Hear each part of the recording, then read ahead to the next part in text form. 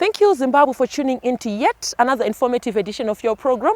This is Agricultural New Directions, Agribusiness, and I am Wadzanai Manyore. So this is a platform which was specifically created for our farming community here in Zimbabwe and the various agricultural stakeholders that participate for the prosperity of our country. Now, if you look at Sustainable Development Goal 1 and 2, they speak of no hunger and poverty alleviation. We are talking of the United Nations Agenda Vision 2030 as we pave way towards achieving Vision 2030 as a country. Now, at this point in time, we are here at CP Chemicals here in Harare, the farmer's first choice, located towards Mount Hamden along the Harare-Chirundi Highway. And I've taken the liberty of inviting the Chief Agronomist, Mr. Martin Chamunorwa of CP Chemicals. Martin, thank you for joining us today. Thank you, Wadzanai, and thank you, viewers. We are talking of poverty alleviation and eradication of hunger. And one way we can do that in Zimbabwe is through agriculture. Agriculture takes about 67% of our population. They participate in agricultural activities. Now let us talk about CP Chemicals. What do you represent? Thank you, Wadzanai. At CP Chemicals, it's farmer's first choice.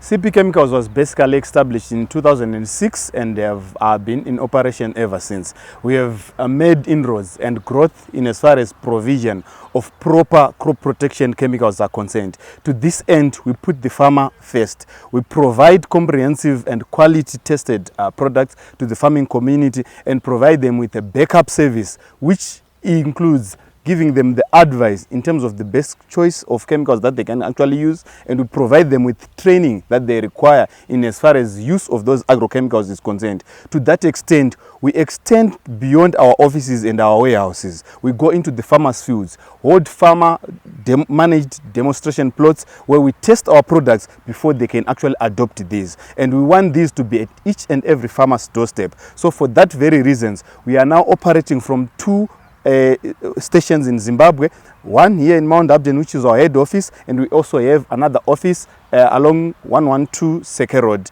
here in Harare. We have plans to go to the farmers. I think soon you shall be seeing us and witnessing us go to places like Karoi where the farmers are resident. You are talking of putting the farmer first, which is what our farming community has been thirsting and hungering for in a long period of time. But there you come as CP Chemicals. Now, moving right along, Martin, I'd like us to talk about issues in our economy. We have issues such as food security, trade imbalance, export growth. We are talking of not leaving anyone behind. And one way we can do that in Zimbabwe is through agricultural activities. Let us talk about your plan. You are in the chemical industry where you determine our yields and the quality of our produce. What do you have in mind? What are your sentiments? What is your vision towards helping our country and our farming community?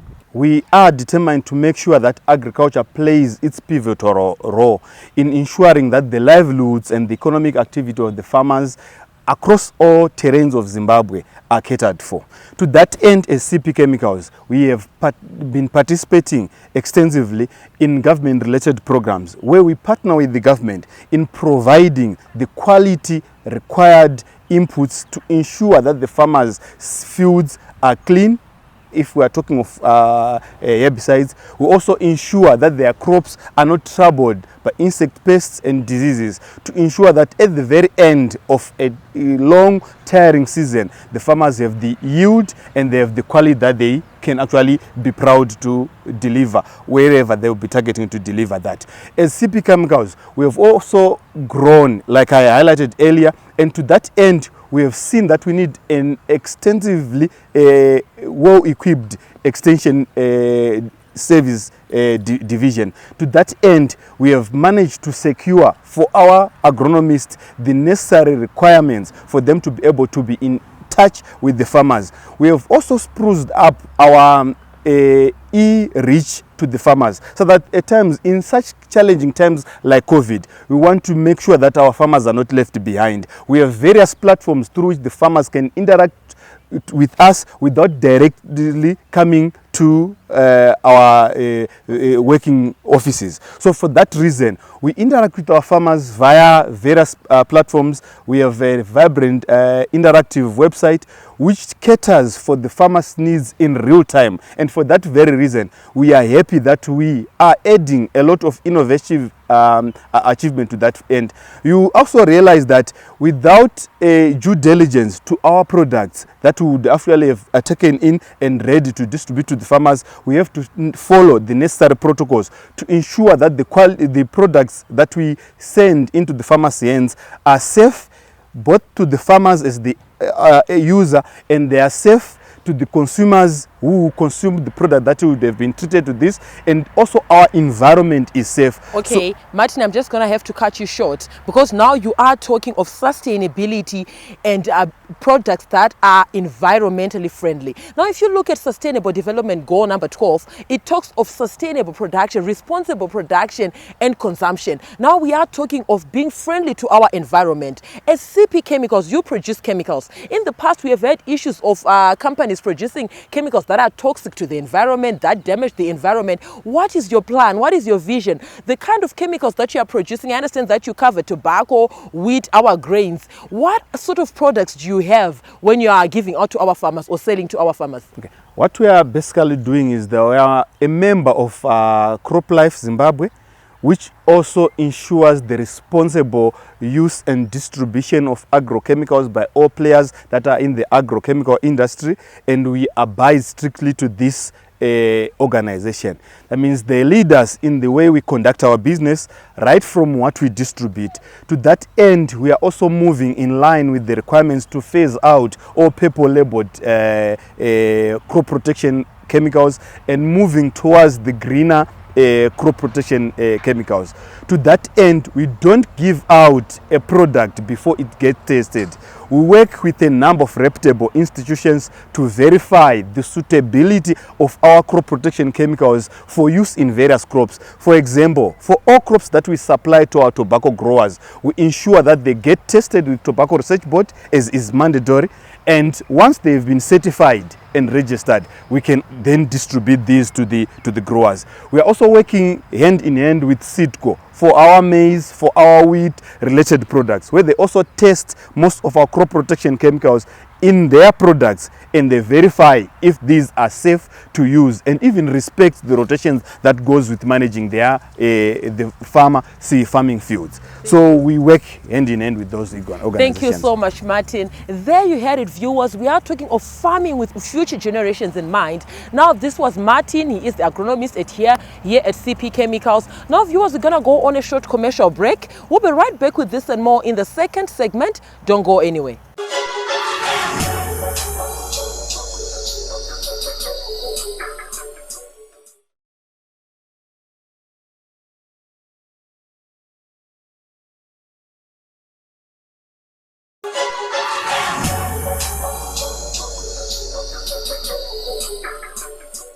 Thank you, Zimbabwe, for staying tuned to Agricultural New Directions. We are in the second segment of your program.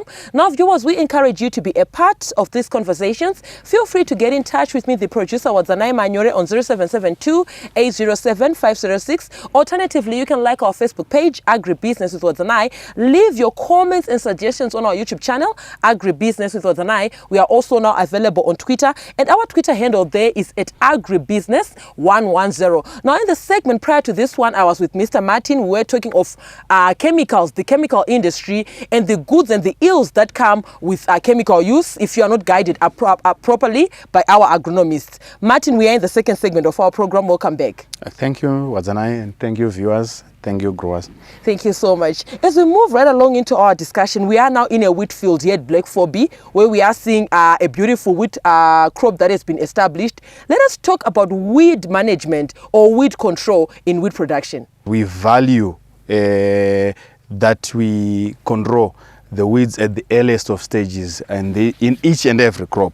More so, if we are to look at the wheat crop as we stand in this crop, you realize that this comes in as a second crop after maybe you have grown your maize or you have grown your soybean. So the likelihood of you having a bit of an early flush of the summer crop weeds troubling you in your wheat is so very high. So to that end, we say there are two approaches that normally farmers are using. Either you are going by the conventional route, or you are actually trying to conserve each and every bit of resources that we have. So as a result, maybe minimum tillage is what you choose.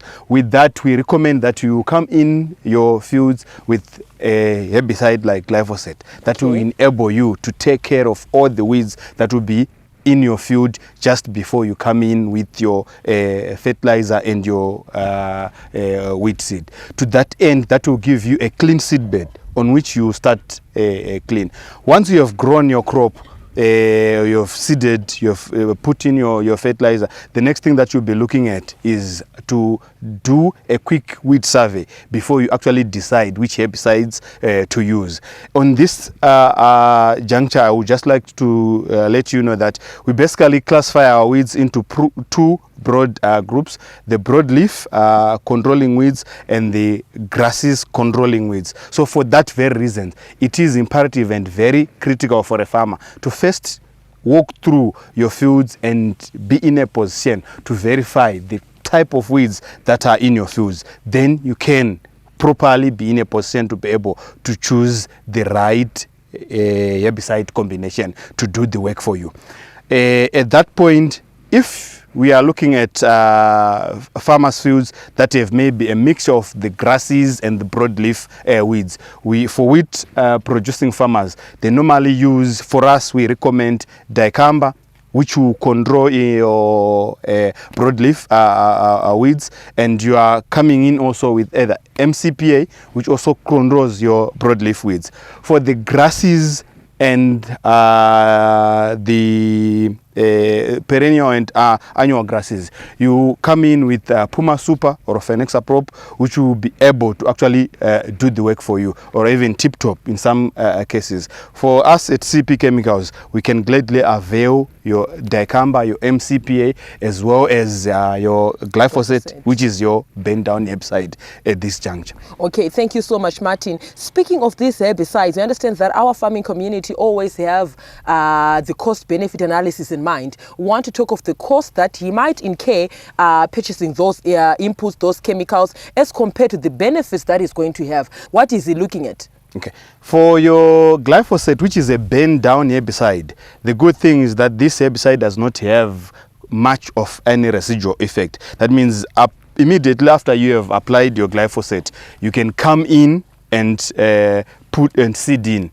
your crop. But one key message to the farmers is that this will actually kill everything, even your crop. So it's a herbicide that you basically use to bend down everything that's already in your seedbed. Thank you so much, Martin. As we round off this segment, I want us to talk about pest and disease control. You understand that most of our Zimbabwean farmers will end up having a love-hate relationship with agriculture because there are pests and diseases which are a nuisance in each and every farming enterprise. Let us talk about the pest and disease control. In just a snippet, we are rounding off our segment. Thank you, Azanai. In each and every endeavor that a farmer takes on board, it's inevitable that they will face the challenge from insect pests as well as diseases. So for that very reasons, we advise our farmers, just like I've alluded to earlier, that we want to be able to use these crop protection chemicals with caution. Yes. We want to protect our lives and the future. So for insect pests and diseases, the basic thing that a farmer have to do is to first scout. Scouting is very critical in as far as managing your crop protection chemicals is concerned. This allows you to determine the presence of any threat of insect pests within your field. Then it allows you to choose the right combination of insecticides that can actually go into the fields. For that very reason, that protects even your budget and even your returns by combining an aspect of judicious scouting, and you determine the critical levels of insect pests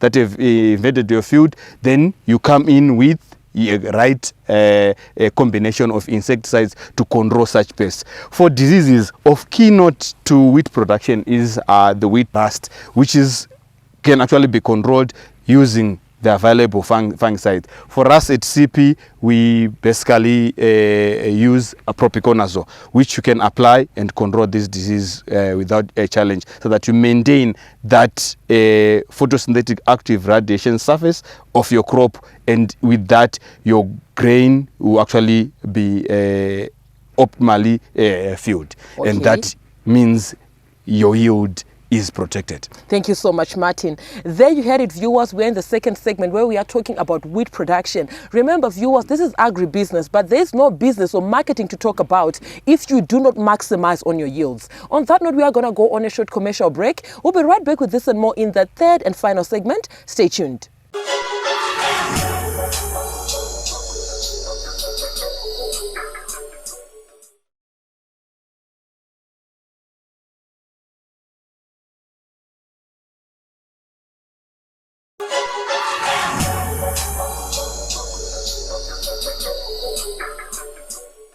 Welcome back, viewers. We are in the third and final segment of your program, Agricultural New Directions, Agribusiness, and I am Wadzanai, and this is Martin Chamunorwa, an agronomist at CP Chemicals. Now, earlier on, before we went to the break, Martin, you were talking of pest and disease control in agriculture. Maybe you can carry on from that. Okay. Let me just say the wheat crop management is stage dependent, and it's very critical that farmers and you viewers get an understanding of these critical stages that I'll run through.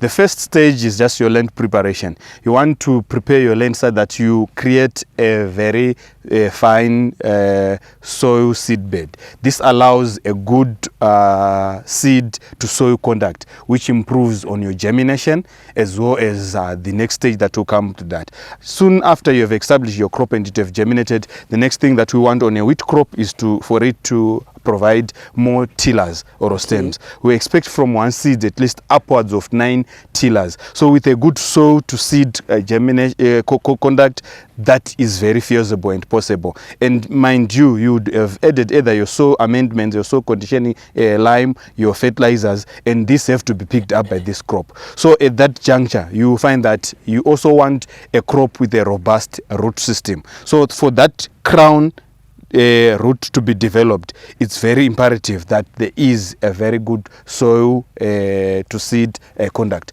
Once you have passed that stage, it is at this stage that, both for wheat seeds, it's critical that you put in the optimum population that have a direct implication on your yield and the final performance of your crop. So for the seed rates, basically we are talking of 120 to as much as 135 kgs of seed per hectare, and this have to germinate. Okay, all of them. All of that. Yes. So that at the end, once you have established a good crop that will cover the entire field, like what you are actually seeing here, that gives you, the farmer, all the spikelets that will be able to be harvested and produce a good grain with that. So from that early stage, the tillering stage, the early stage of producing tillers is then followed up with your ammonium nitrate dressing to improve on, to enhance tiller development, as well as the next stage that will be coming in, where you just want that crop to green up and to prepare its photosynthetic active radiation absorption surface, that is the leaf area. From that very stage, we actually go into your a booting stage. The booting stage is now preparing you for the productive stage, that you expect your various tillers that would have established to then be in a position to be able to start to produce the required spikelets or heads, as we refer to them. From that stage, we are into the heading stage. Heading, it have various subdivisions where that grain have to develop, it gets filled until it matures, then your crop senesces. At that very key stage of booting, also want to maintain an active surface for receiving the sunlight, which then is converted into your photoassimilates. So for that reason, you're on the lookout for some diseases that might creep up. Most notably, that's where we also talk of for the wheat rust, and this also have to be managed at least roughly around day 35 to 40 to, depending on the agro-natural region that you are growing it, to as much as your day 62 to 75, depending on the agro-region that we'll be talking of. Thank you so much, Martin. It was a pleasure having you with us today. You touched on the various stages, the critical stages of food production, which range from tillering to elongation. We also spoke of maturity, whereby it starts from milk, soft dough, hard dough, and up until to the final maturity, senescence of the crop. It was a pleasure having you with us today. Thank you, Azana, and thank you, viewers. There you heard it, viewers. I was with Martin Chamunorwa, an agronomist at CP Chemicals. At this point in time, I have taken the liberty of inviting Lizzie Goko. She's also an agronomist here at CP Chemicals. Lizzie, thank you for joining us today. Thank you, Azanai. Yes. As we round off our segment, Lizzie, we are towards the end of our episode. I would like us to talk about post-harvest maintenance. We understand that as much as a farmer might be good at producing, might have taken the necessary precautions to ensure that he has a good yield, he might encounter losses if he's not diligent when it comes to protecting his yield, to protecting his grain in the form of wheat. Can you maybe enlighten our viewers there at home in terms of the chemicals that are available at CP Chemicals for post-harvest maintenance? Farmers, you are urged to watch out for several insects that may affect your grain during storage, such as weevils, larger grain borer, and lesser grain borer. So at CP Chemicals, we have a very good insecticide that will control these insects, and it's named pyrimphosmethyl plus permethrin, and it's applied at 10 mils in 1 to 2 liters. Then you cover 1,000 kgs of grain. Okay, thank you so much, Lizzie. You spoke of the larger grain borer and the lesser grain borer. They are a nuisance, even weevils. Yes. They are a nuisance when it comes to our yields as Zimbabweans. You might have been diligent enough when producing, but then when it comes to maintaining your yield, you might encounter challenges. Now, as we round off our segment, we've come to the end of our episode. Your word of advice, your recommendations to our farming community from an agronomic point of view, of course, as a female agronomist. Okay, farmers, it is imperative to note that you should read the labels carefully when using these chemicals. You need to read and understand it fully, then follow all the instructions. For more information, you can visit our website www.cpchem.co.zw. Then you can call us at 0773 476 618/9. Then you can visit our branches. We are located at 16.5 kilometer peg along Loma Gund Road. Then you can also visit our other branch in Granite Side at number 112 Seke Road. Viewers, kindly note that we mainly talked about wheat because it's relevant to the time we are in now. We also do agrochemicals for various crops. Keep posted. We will also do an in-depth of other crops in upcoming CP programs.